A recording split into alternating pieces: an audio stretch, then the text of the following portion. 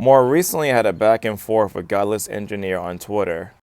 He said towards me, surely you have studies showing the deteriorating health of vaccine recipients, which should also show how that compares to the reception of other vaccines.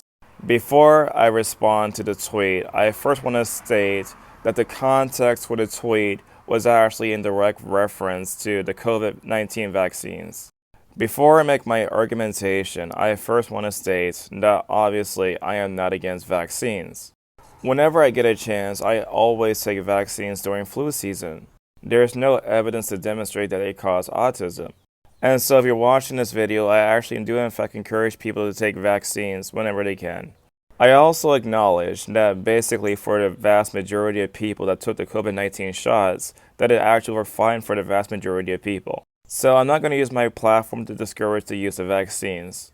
But it's also very important for us to have complex conversation about difficult issues without resorting to any type of name-calling whatsoever.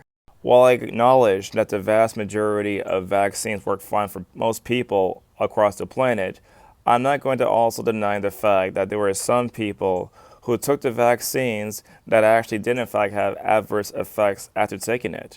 This article right here comes directly from the mainstream. It says right here that the largest multi-country COVID study links vaccines to potential adverse effects.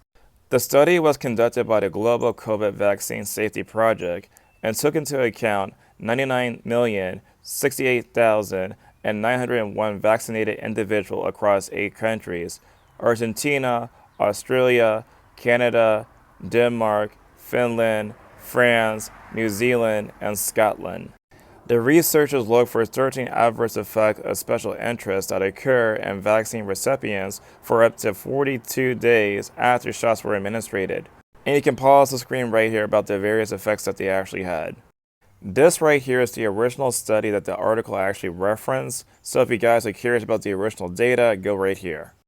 Other effects of the vaccines that people had was the fact that they reported to have hot sweats after taking the vaccines, which is kind of normal for the case of taking the vaccine. There were also some that reported to have a tightened chest. There were also some individuals that reported to have blood clots and heart attacks after taking the vaccine. I have a personal anecdote to share. During the whole entire COVID-19 pandemic, I went to a drive-thru that allowed people to drive their car to get the vaccine. And naturally, everybody formed a line to get the vaccine because we were worried about the whole entire issue of COVID-19. And after everybody got the vaccine, they basically told us that everybody must wait in the car for 5 minutes in case something actually happened. Like, for example, if somebody were to have a heart attack. I remember thinking to myself, that's so incredibly strange that they would tell us that. I want to further emphasize that the vaccine actually worked for the vast majority of people, and that most people should take vaccines.